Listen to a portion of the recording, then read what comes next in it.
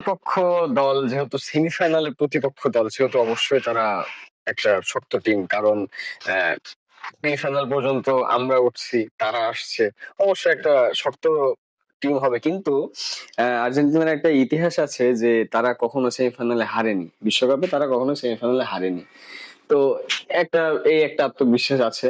আর আমি অবশ্যই চাইবো যে 2022-এ যেরকম মেসির হাতে ওয়ার্ল্ড কাপ উঠছে, আমি চাইবো সেই ফাইনালে এবারও জিতবে, ফাইনাল উঠবে, জিতবে এবং মেসির হাতে ওয়ার্ল্ড কাপ যাবে আশা করছি। আপনি কি মনে করেন এবছর আর্জেন্টিনা বিশ্বকাপ জিতবে?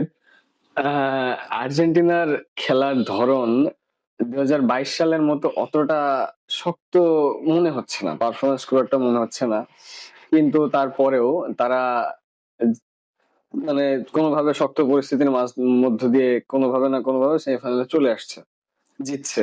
এখন বিশ্ব চ্যাম্পিয়ন হইলেই যে খুব সহজে জিতে চলে আসবে তা তো না, তারা অবশ্যই একটু কঠিন সময় পার করে এই সেমিফাইনাল পর্যন্ত আসছে।